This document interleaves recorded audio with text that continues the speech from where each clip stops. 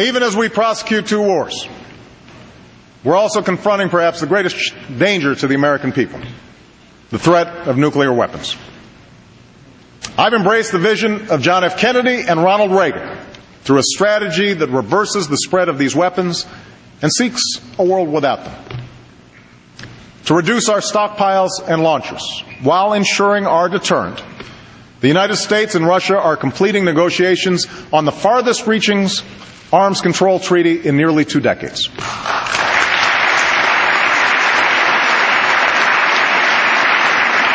And at April's Nuclear Security Summit, we will bring 44 nations together here in Washington, D.C. behind a clear goal: securing all vulnerable nuclear materials around the world in 4 years so that they never fall into the hands of terrorists.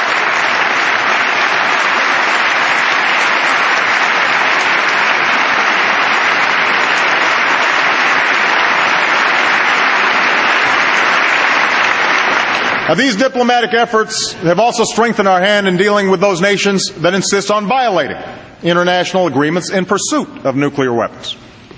That's why North Korea now faces increased isolation and stronger sanctions that are being vigorously enforced. That's why the international community is more united and the Islamic Republic of Iran is more isolated. And as Iran's leaders continue to ignore their obligations, there should be no doubt they too will face growing consequences. That is a promise.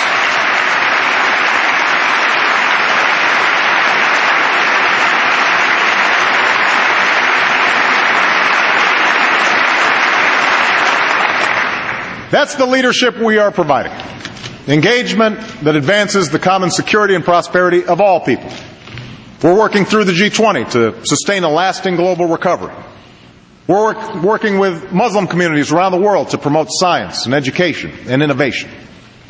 We have gone from a bystander to a leader in the fight against climate change.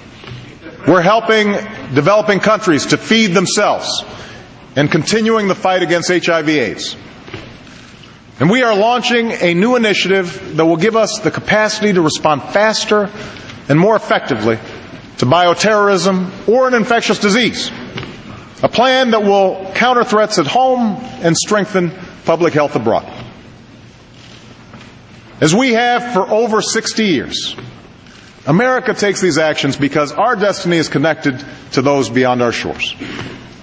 But we also do it because it is right. That's why, as we meet here tonight, over 10,000 Americans are working with many nations to help the people of Haiti recover and rebuild.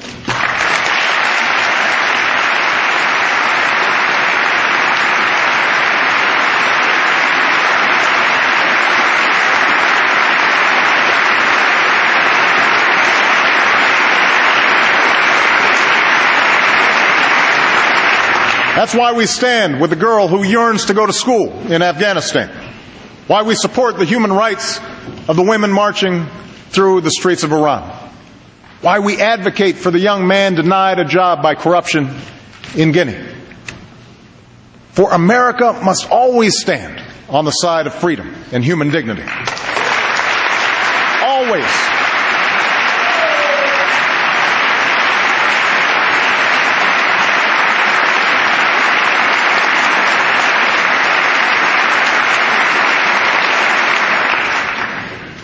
Abroad, America's greatest source of strength has always been our ideals.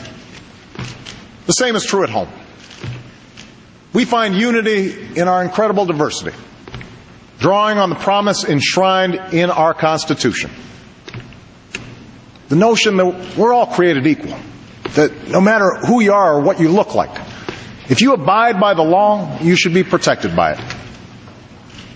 If you adhere to our common values, you should be treated no different than anyone else. We must continually renew this promise. My administration has a civil rights division that is once again prosecuting civil rights violations and employment discrimination. We finally strengthened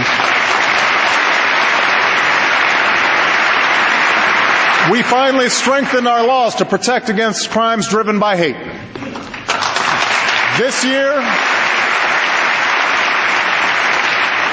This year, I will work with Congress and our military to finally repeal the law that denies gay Americans the right to serve the country they love because of who they are. It's the right thing to do.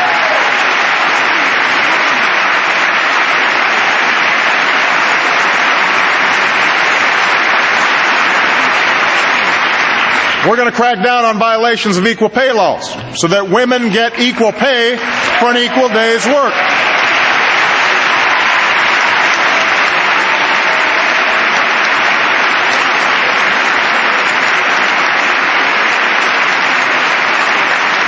And we should continue the work of fixing our broken immigration system to secure our borders and enforce our laws and ensure that everyone who plays by the rules can contribute to our economy and enrich our nations.